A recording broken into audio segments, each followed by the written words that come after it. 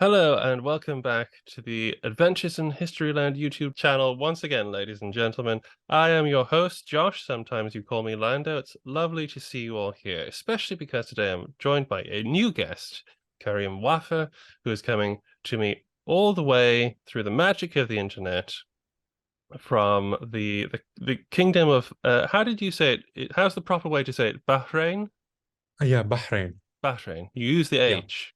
Yeah, Listen. you do. You do. You stress on the age. It's not there. It's not just there Yeah, yeah. for decoration. It's at the center.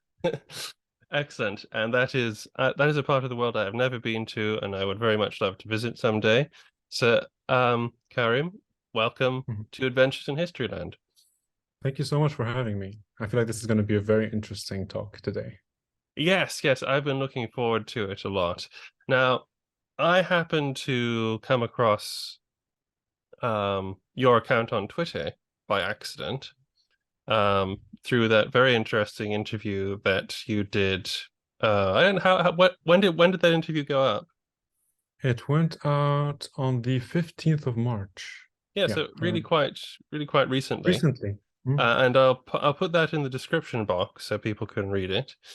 Um, I've been looking for someone to talk to about the Middle East, Afro-Arab history, which is what you specialize in, for a long time, and there are not a lot of people, honestly, It's very rare, very rare.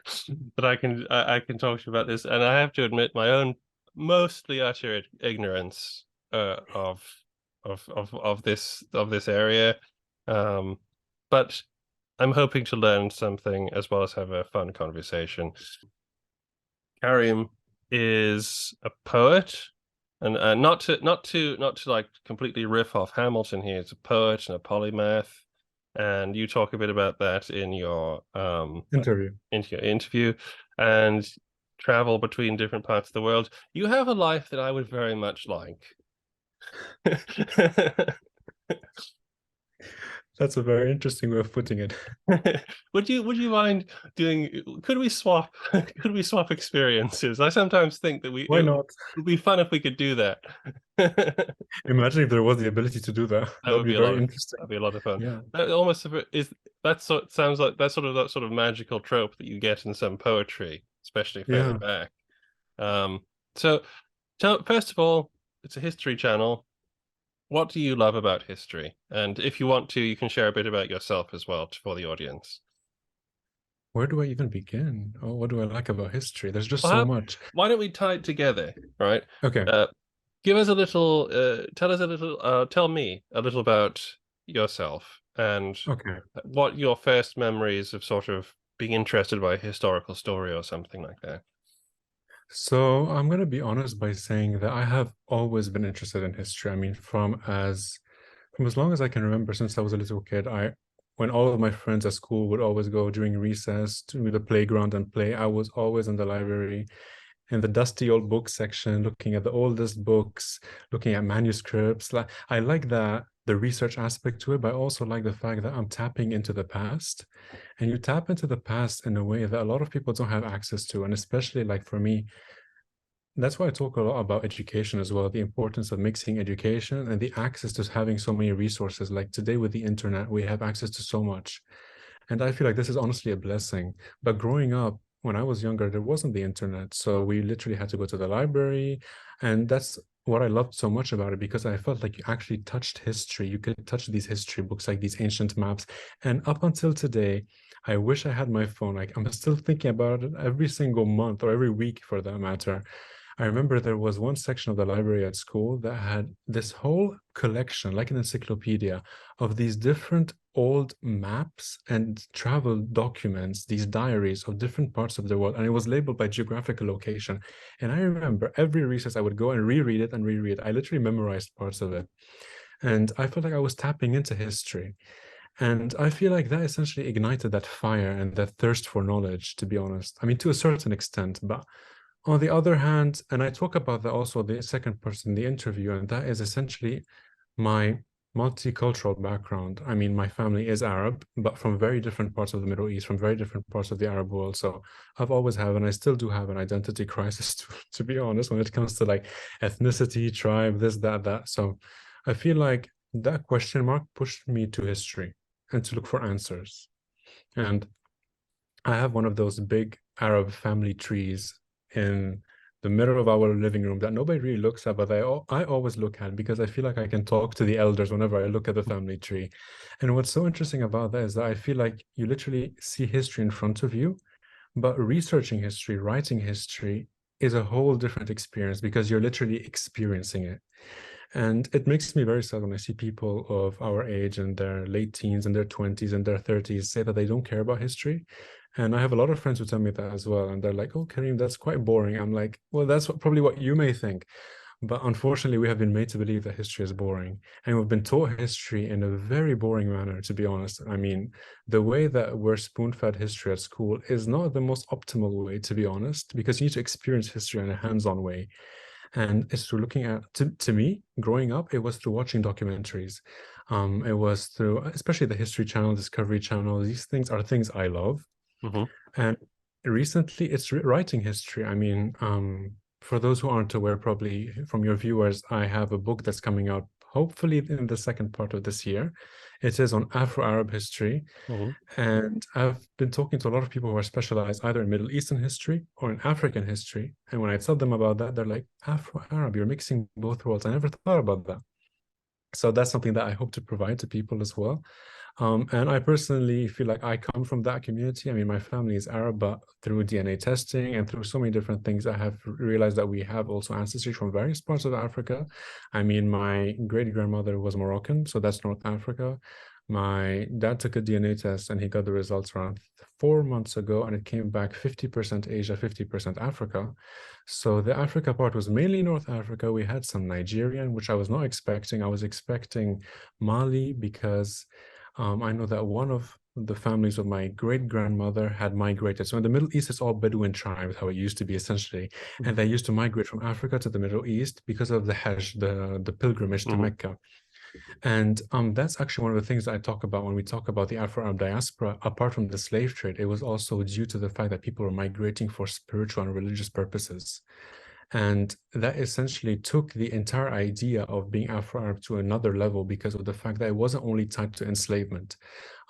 Even I remember I was reading an article online. I don't think I remember the title of it, but it was about how people who come from North Africa, Morocco, Tunisia, Algeria, all these countries who visibly look Mediterranean or Arab are essentially in nature Afro-Arab because there is that indigenous Amazigh Berber aspect, which is Hmm. 100% African. But through the mixture with the Arab conquest that arrived during the 7th, 8th, 9th centuries, that essentially changed the genetic history of the region forever. And when many North Africans have access to DNA testing, they realize that they are just as Arab as they may be North African, or they may be more African, and they even have European. And most of the time, it's usually Italian or Greek. So that's Hmm. something which is very interesting because of the Roman and the Greek influence across the North African coast. Hmm. So yeah, it's so amazing. I can't believe how people think it's boring. I totally agree.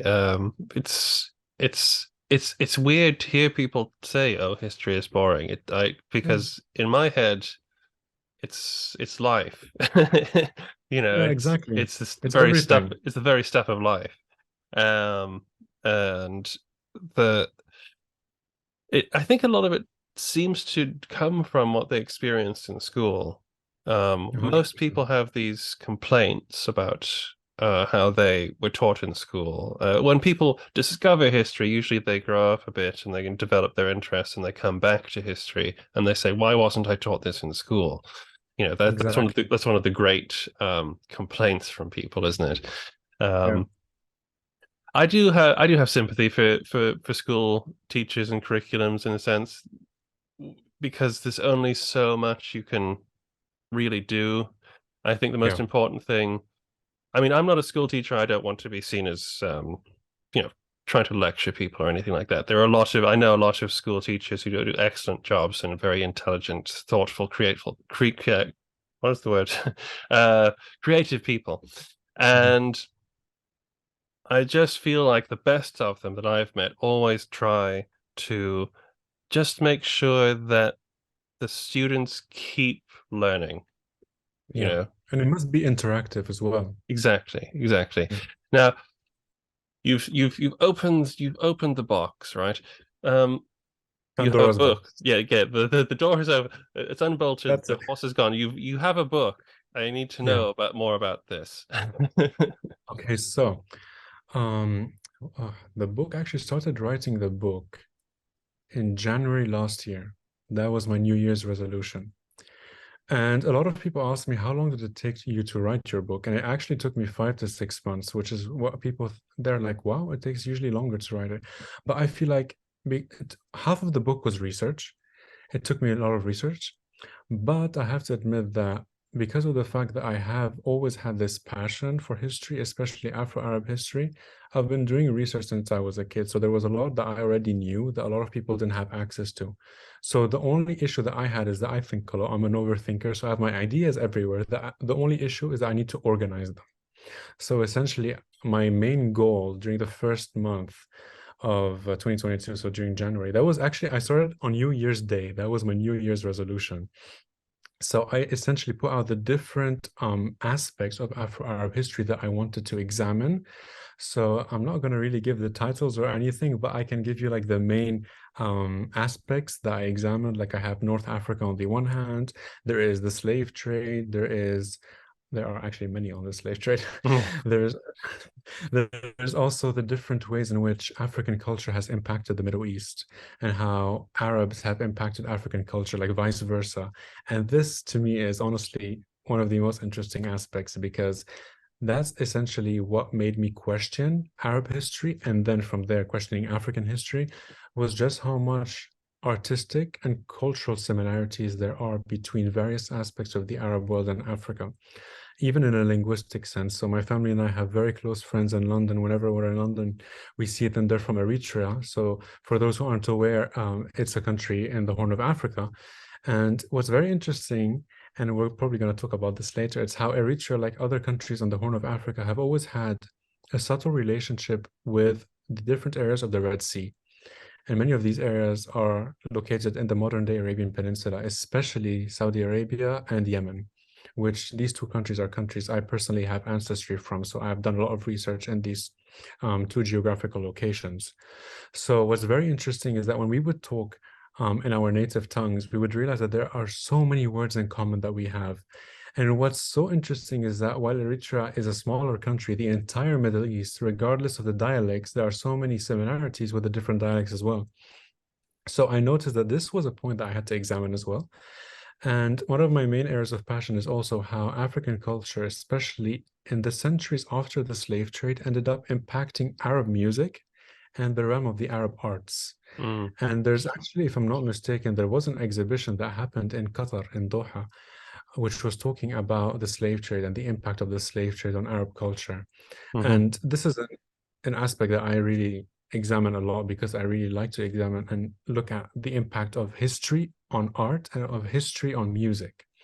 And yeah, they're inseparable to me. mhm, absolutely. And um, touching on that idea of a sort of shared cultural, I don't know, ideas, shared cultural ideas. You can see that now. I went down a rabbit hole at the beginning of this year and decided I was going to read all I could about the king of Ethiopia, Amdision the First. Mhm. And I have an article coming out in the Historians magazine soon about him. But Oh, wow. when I did that, as we do, I watched travel videos. I watched things about Ethiopian people, so I could hear what they thought about the world and their history and things like that. And I heard some music, Ethiopian music.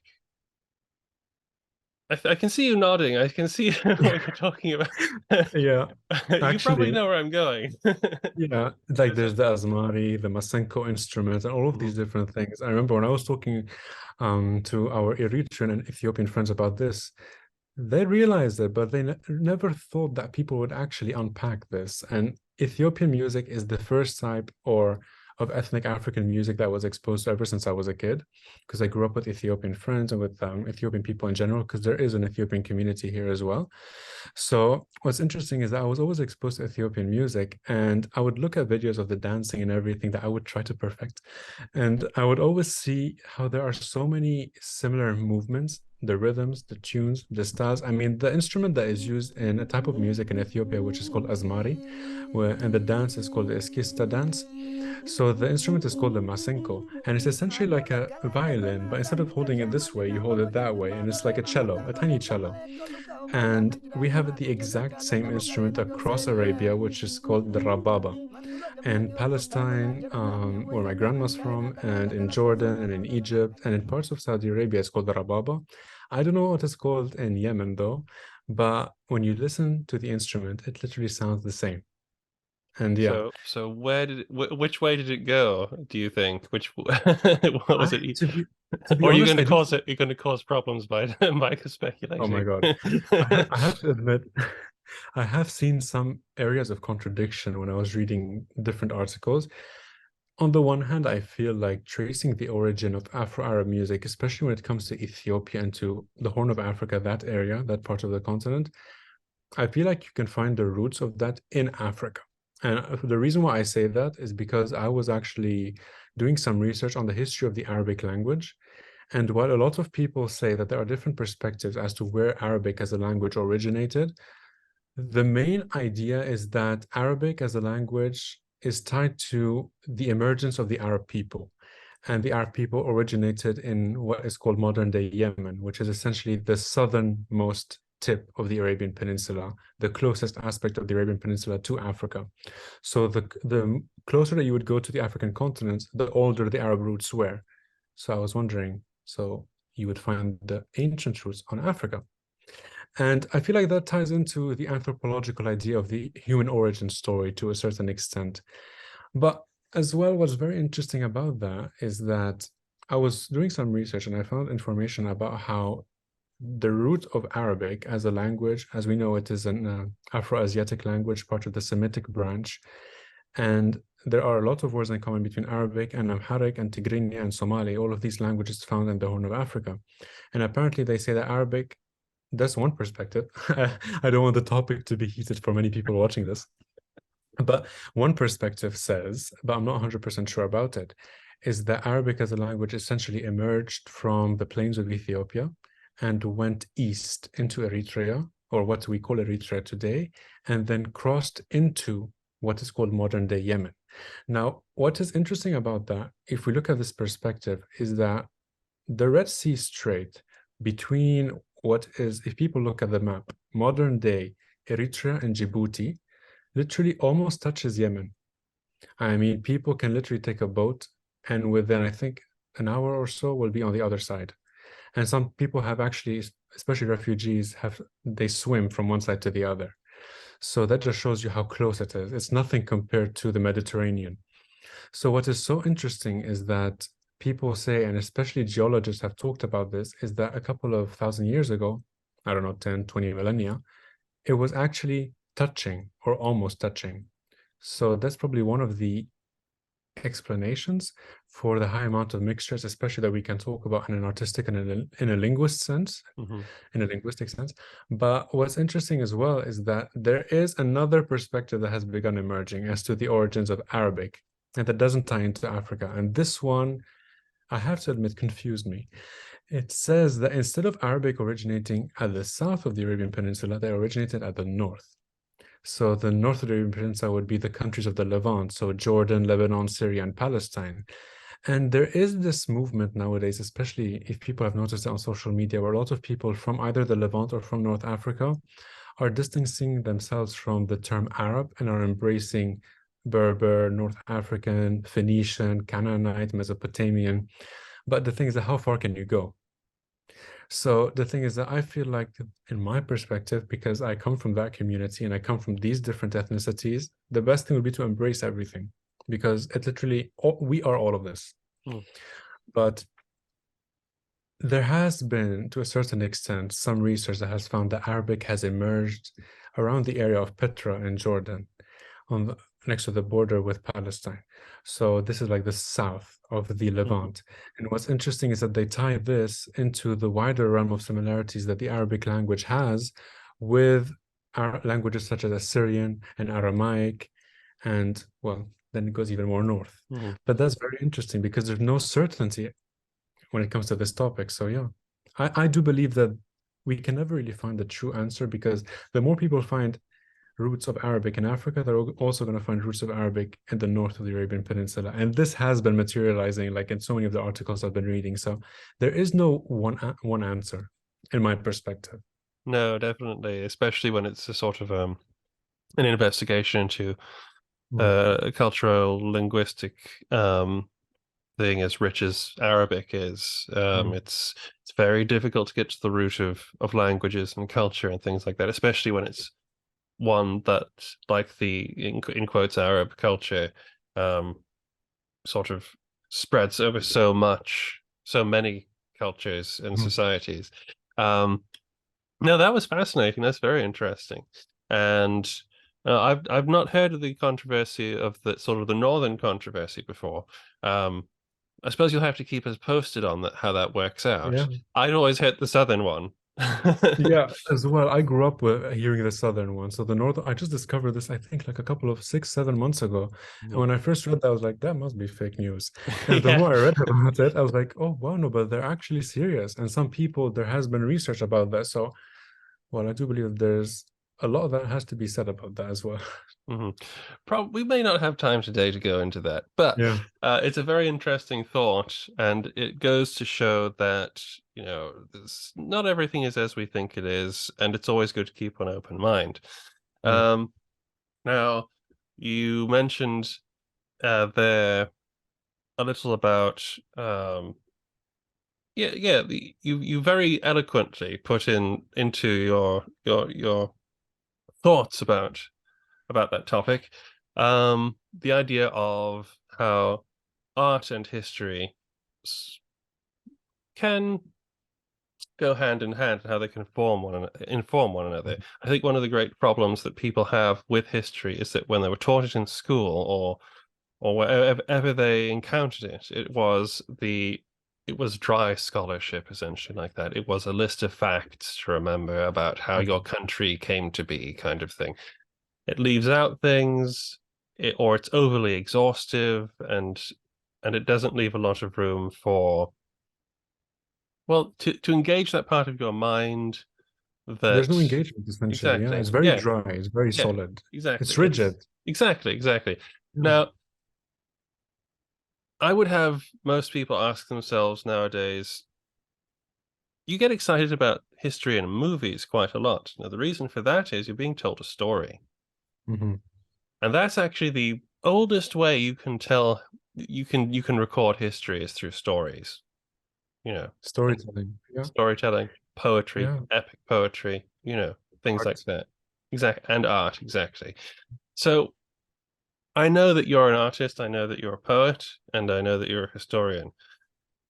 Let's talk a little about how these worlds can combine and the good it can do people. To be honest, one of the questions I encounter a lot, and a lot of people ask me, is that how do you use your background in history to serve you when it comes to art? And I feel the main way that it does is through poetry and through, especially when I do, like when I perform my poetry in spoken word events, because I feel like you're giving a voice to history. And what's so interesting about that is not only are you reading history, you're reading history to understand history, but then when you're writing a poem, you're not just telling facts, you're turning it into an actual story. And as you just said, storytelling was the main way that actually history was transmitted from generation to generation, essentially, for thousands of years. And storytelling has been the very pillar of human civilization for so long. I mean, regardless of what society we may come from, storytelling has been central to these different societies. This is why when we talk about bedtime stories for kids, it's storytelling. When we talk about movies, it's storytelling, but in a visual, audio-visual manner. So we're moved by the senses as human beings. So this is something which is so interesting as well. So when it comes to history and poetry for me, what I started to do was ever since I was a kid, I would always write poetry. I was, to a certain extent, especially growing up a loner sometimes because of the fact that a lot of my friends did pick on me for being different. While I did hate that growing up, I embrace it now, and I'm so grateful that that happened because I would not be where I am today without that. I would not be in my academic realm and in my artistic realm without that. And it pushed me to ask myself questions and to be very philosophical from a very young age, which is something that a lot of other people weren't able to.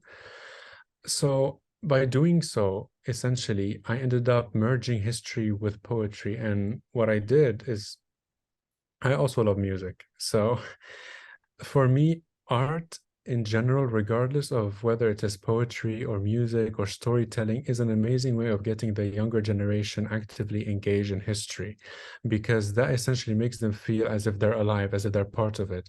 And this is when we talk about with somebody, and I feel like we would probably be exceptions, you and I, but would somebody go to a lecture, or would they go to a spoken word event, or to, I don't know, a movie about something? They'd probably choose the movie or the spoken word event because it's very engaging. And you may say the same thing, but you're saying it in a different way.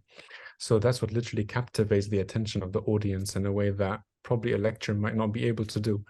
So when it comes to poetry, one of my aims was to integrate aspects of my identity with art, but also to integrate aspects of Arabic literature and Arabic linguistics within poetry. So I have noticed that whenever I post my poetry on Instagram, the ones that tend to do the most, like the best one and go viral, are those that integrate Arabic with English poetry. So I have like a word in Arabic and then a poem in English, which is inspired by that Arabic word. So, and many of these words that you find in Arabic, what's so interesting is that there's no equivalent in the English language or in any language for that matter. It's, one of them is, for example, the word maktub. Maktub literally translates to it's written, which comes from uktub, to write. But it doesn't mean maktub, to write in a literal sense. It's in a spiritual sense that your destiny has been written by the Almighty. And that's something which is so interesting, because when you literally look at that, you realize that Arabic culture has been based on so many of these artistic concepts, artistic notions that we may be losing touch with if we don't reignite that fire. You know what I mean? So this is why I feel like poetry is a very interesting way of getting the younger generation involved with history, with language, with identity. And that's why when it comes to my poetry, I don't feel like I just write poetry about one thing. I feel like I write it about so many different things. I mean, it depends on my mood. I may be in a very philosophical mood today, so I may write a couple of poems about philosophy. And a lot of the poems I've been writing recently revolve around conversations between somebody and somebody of a higher level. So it may be, for example, somebody going to a sage and asking him for advice, just like the Buddhist poems about somebody going and asking the Buddha, which is something that I personally love because it brings that interaction into poetry. So it's not just a narrative, it's a conversation, but it integrates conversations into art and into philosophy, which is very interesting as well. Yes, So, absolutely it is. And no, I feel the same. When I was little, um, I would hear the stories that my dad and my grandfather would tell me about history, usually very violent history about Scotland, but nevertheless, um, little boys. violent Um, history. yeah, exactly. Um, blessed are the peacemakers, apparently, but nevertheless, the and I would, I would want to act out those stories and play as them. They would inspire me to do that. It was how I like to. I can remember that was what I would want to do, and that would spill into me wanting to draw things. I've always expressed myself through writing and drawing, painting, Mhm. things like that. And it seems so natural to me when I read of a concept or I read something interesting in a history book. I'm sometimes every now and again I'll find one that's sort of like, now what would that actually look like? I could paint Mhm. that. I could draw that.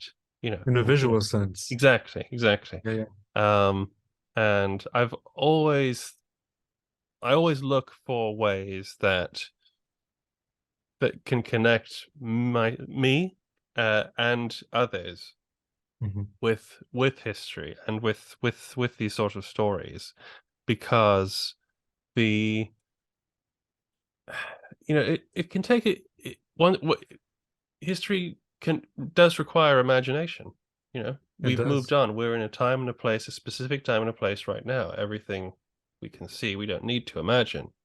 But 100%. exactly. And so that's one of the things I try to get across myself. And I'm very glad to hear that you can do that with poetry as well. Um, and especially in but I believe the yeah, it's especially rich, the storytelling and poetry tradition in the Arabian Peninsula, and of course up the Levant and the Red Sea coast. We have 1 minute left, so Oh yeah, we have to start the other. we should restart the call, Yeah, and we'll talk a little bit more about the history of the Red Sea and things like that.